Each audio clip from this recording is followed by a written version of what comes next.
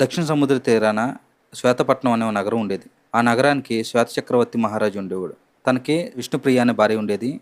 తను మహావిష్ణు భక్తురాలు. విష్ణుప్రియ ఏకాదశి రోజున ఒక వ్రతం మొదలు పెడుతుంది. అదే సమయంలో రాజు కామంతో విష్ణుప్రియ దగ్గరికి వస్తాడు. అప్పుడు విష్ణుప్రియ ఇటు వ్రతానికి భంగం కలిగించలేక, అటు భర్త మాటని కాదనలేక, ఏం చేయాలో తెలియక మహావిష్ణువుని రక్షించమని చెప్పి ప్రార్థిస్తుంది. మహావిష్ణువు ప్రత్యక్షమయ్యి అక్కడ ఒక గంగను ఉద్భవిస్తాడు.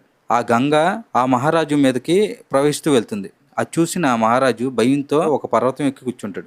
అటుగా వెళ్తున్న నారదుడు ఆ రాజుకి తను ఎంత పాపం చేశాడో వివరిస్తాడు. అది తెలుసుకున్న రాజు దానికి విముక్తి కలిగించమని నారదుడిని కోరతాడు. అప్పుడు నారదుడు ఆ రాజుకి కర్మ మంత్రాన్ని చెప్పి, నువ్వు ధ్యానం చెయ్యి, అప్పుడు నీ పాపం తగ్గుతుంది అని చెప్పేసి నారదుడు చెప్పగానే ఈ శ్వేత చక్రవర్తి మహారాజు ఈ కర్మ మంత్రాన్ని జపిస్తూ ఇక్కడ ధ్యానం చేస్తాడు. అప్పుడు ఆ గంగా వంశధారి పేరుతో సముద్రంలో కలిసిపోతుంది. ఆ తర్వాత ఈ శ్వేత చక్రవర్తి మహారాజు కూర్మనాథ స్వామి దేవాలయాన్ని నిర్మిస్తాడు.